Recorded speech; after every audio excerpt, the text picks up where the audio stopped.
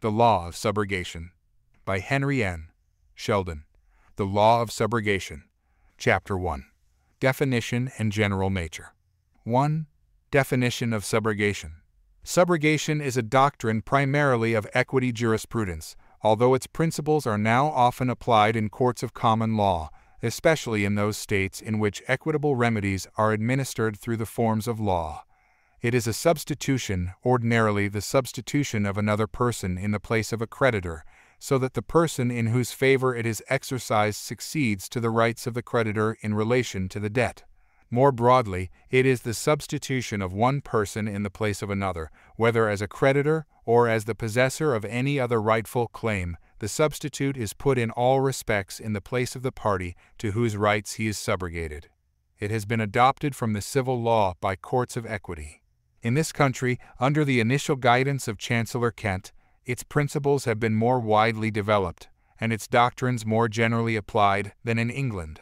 It is treated as the creature of equity, and is so administered as to secure real and essential justice without regard to form, independently of any contractual relations between the parties to be affected by it. Is broad enough to include every instance in which one party pays a debt for which another is primarily answerable, and which, in equity and good conscience, should have been discharged by the latter.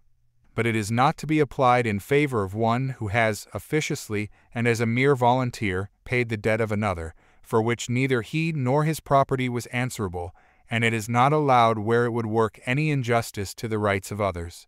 2. Definition in the civil law. In the civil law, the definitions of which have in the main been followed by our courts, subrogation has been defined as that change by which another person is put into the place of a creditor, so that the rights and securities of the creditor pass to the person who, by being subrogated to him, enters into his right. It is a legal fiction, by force of which an obligation extinguished by a payment made by a third person is treated as still subsisting for the benefit of this third person, who is thus substituted to the rights, remedies, and securities of another. The party who is subrogated is regarded as entitled to the same rights, and indeed as constituting one and the same person with the creditor whom he succeeds.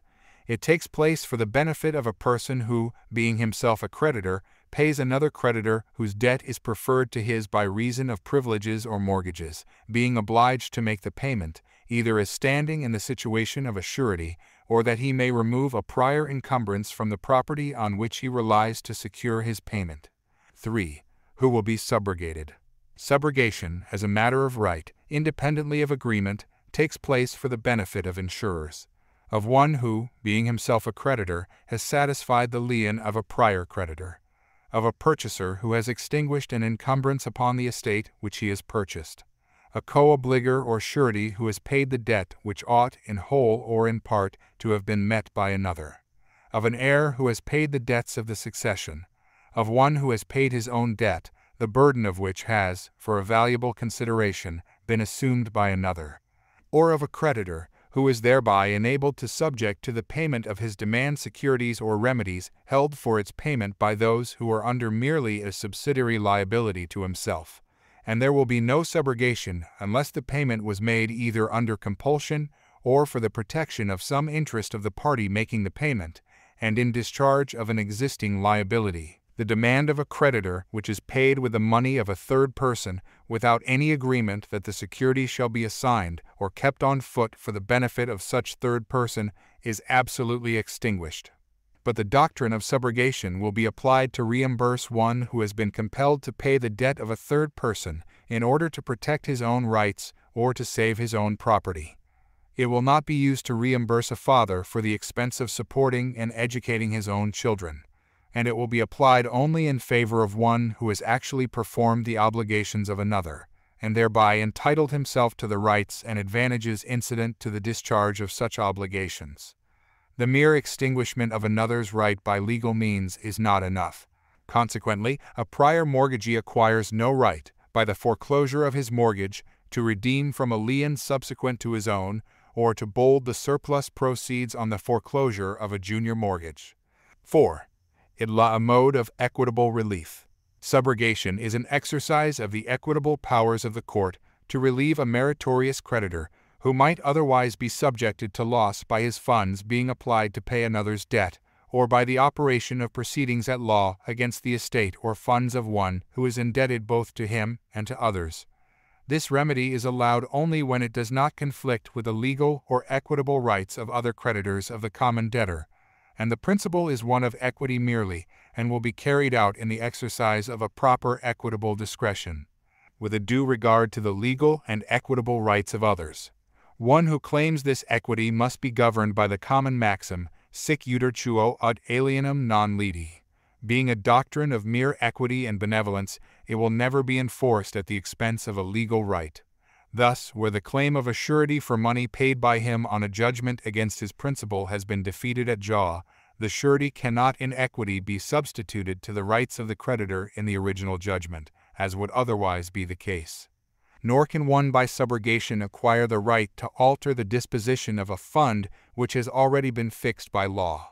And since no one can rest a claim to equitable redress upon his own wrong, a collector of internal revenue who has, contrary to law, deposited taxes collected by him in a savings bank which has since failed, and who has thereupon paid the amount due to the United States from his own funds, will not be subrogated to the rights of the United States as a preferred creditor of the bank, but upon making good to the government, in pursuance of his obligation so to do, the amount of a check lawfully received from a government debtor and subsequently dishonored, he may be subrogated to the rights of the government against that debtor.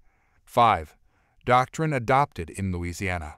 In Louisiana, subrogation to the rights of a creditor in favor of a third person who pays him is either conventional or by operation of law.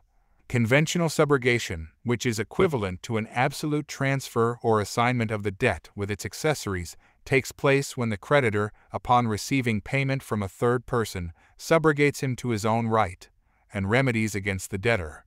This subrogation will not be implied, but must be formally expressed at the same time as the payment. Legal subrogation or subrogation by operation of law takes place only for the benefit of one who, being himself a creditor, pays another creditor whose claim is preferable to his own by reason of privileges or mortgages. Of a purchaser of immovable property who employs the purchase money in paying mortgages upon the property. Of one who, being bound with others or for others for the payment of a debt, had an interest in discharging it. And of the beneficiary heir who has paid with his own funds the debts of the succession. Thus, an agent who has paid over to his principal from his own funds the amount due upon a mortgage note entrusted to him, no express subrogation having been made because the principal supposed that the money came from the debtor, acquires no interest in the note, but both that and the mortgage are extinguished. If the agent's payment had been made in consequence of a legal obligation, subrogation might have been allowed, and full payment of the amount agreed upon is a condition precedent of conventional as well as of legal subrogation. 6. Follows the discharge of an obligation. Adds nothing to the right. Subrogation to the rights of a creditor differs from an assignment of the debt, in that the latter assumes the continued existence of the debt, while the former follows only upon its payment. Before the right of subrogation accrues, the legal obligation resting upon the ultimate debtor must be discharged, but the subrogation of an insurer to the remedies insured for the destruction of the insured property proceeds rather upon an implied assignment than upon a satisfaction of the cause of action. And the party for whose benefit the doctrine of subrogation is exercised can acquire no greater rights than those of the party for whom he is substituted. If the latter had not a right of recovery, the former can acquire none. 7. Instances. Subrogation of a sheriff. Where a sheriff upon a void execution collected the amount due upon a valid judgment and paid it over to the judgment creditor, the sheriff, upon the judgment debtors recovering a judgment against him for the amount so collected, was subrogated for his protection to the rights of the original judgment creditor, and also to the rights of the original defendant against the original plaintiff.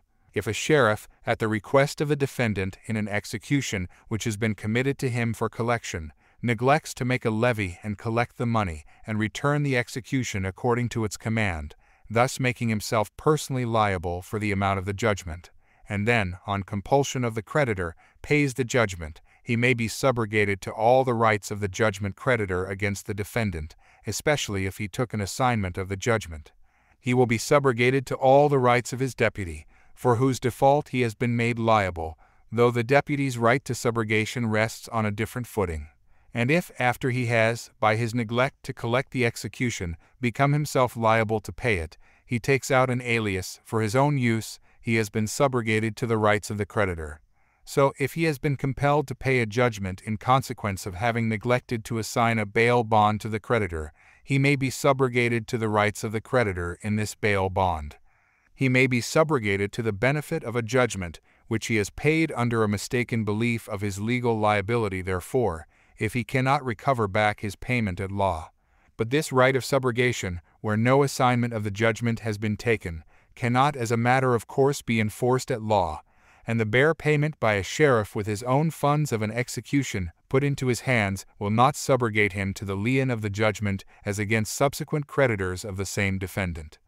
His bare payment of the amount of an execution to the judgment creditor, without any stipulation that it shall be kept alive for his benefit, will give him no right of subrogation. Nor will his payment made by arrangement with the debtor upon other security taken for his protection. And this subrogation, though allowed against the judgment creditor, has been limited so as not to override junior liens of other creditors nowise in fault. If the liability of the sheriff is for not paying over to the creditor the avails of the defendant's property which he has sold on the execution, then he cannot be subrogated.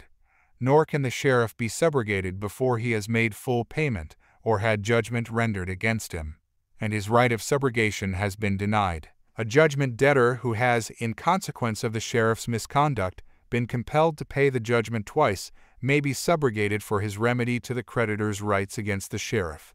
A tax collector may be subrogated like a sheriff. 8. Subrogation of one who has advanced money for the payment of all encumbrance. Where money has been loaned upon a defective mortgage for the purpose of discharging a prior valid encumbrance, and has actually been so applied, the mortgagee may be subrogated to the rights of the prior encumbrancer, whom he has thus satisfied, there being no intervening encumbrance.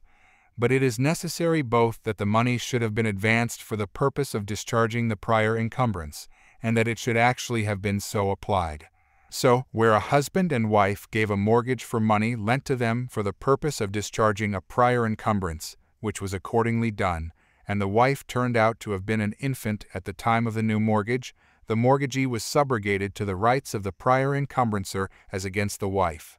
And if it is expressly agreed that the old encumbrance shall be kept alive as security for the new advance, but the debtor in fraud of his agreement procures it to be discharged, the person making the advance may be subrogated to the benefit of the prior lien, even against other encumbrances prior to himself, whose rights have not been acquired on the faith of the apparent discharge.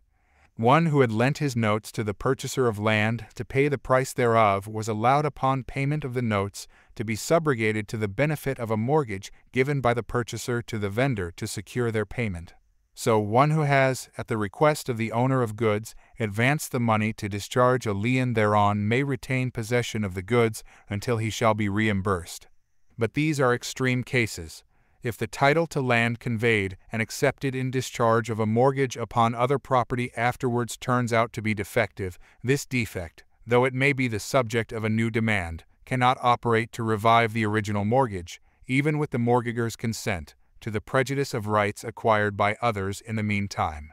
And where a mortgage has been cancelled and discharged, and a new security upon the same land has been taken for the debt, the mortgage will, unless there are countervailing equities, be regarded as if it had never existed, and intervening encumbrances or attachments will be let in.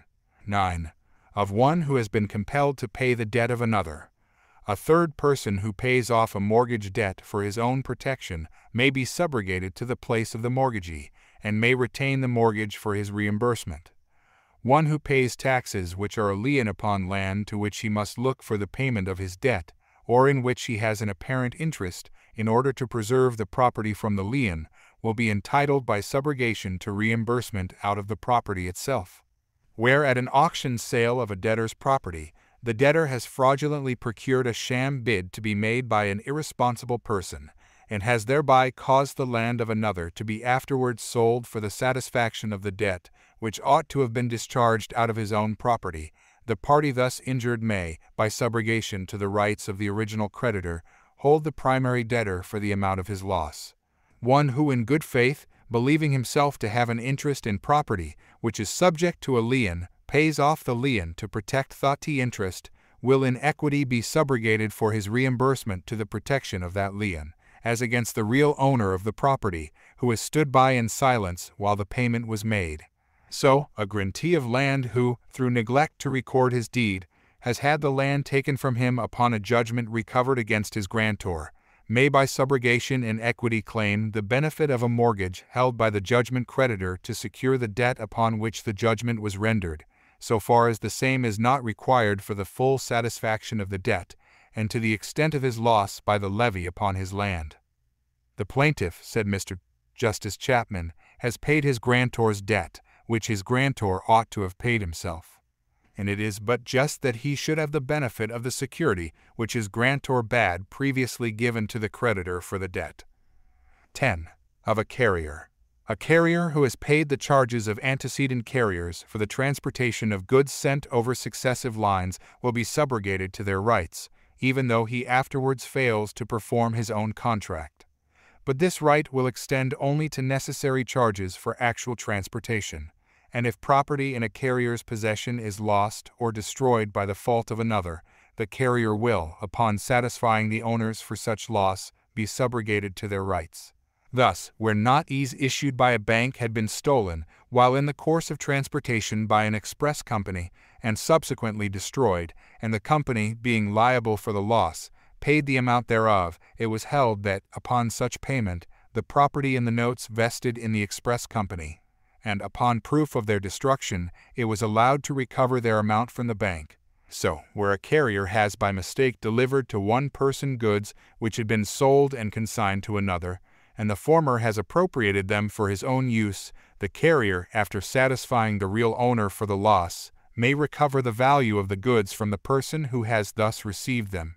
The carrier's agent, who made the mistake which created the carrier's liability, may, upon the carrier's satisfying the owner and such agents reimbursing the carrier, be subrogated in the same way.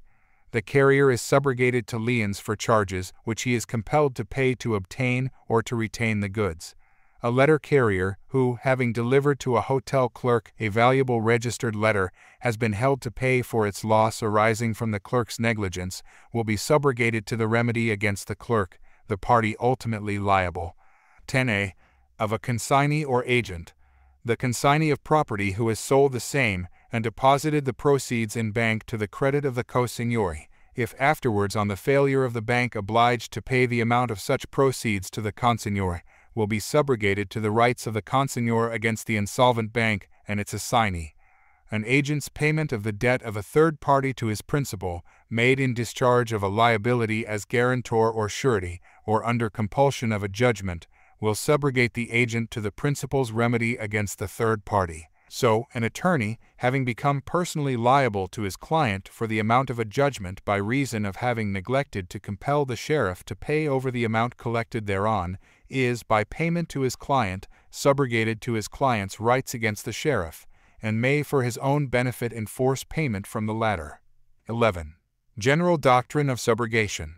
In short, the doctrine of subrogation is that one who has been compelled to pay a debt which ought to have been paid by another is entitled to exercise all the remedies which the creditor possessed against that other, and to indemnity from the fund out of which should have been made the payment which he has made. To the creditor they may have been both equally liable, but if, as between themselves, there is a superior obligation resting upon one to pay the debt, the other, after paying it, may use the creditor's securities to obtain reimbursement. The doctrine does not depend upon privity, nor is it confined to cases of suretyship, though in Massachusetts it has been refused at law on the ground of a lack of privity. It is a mode which equity adopts to compel the ultimate discharge of a debt by him who in equity and good conscience ought to pay it, and to relieve him whom none but the creditor could ask to pay.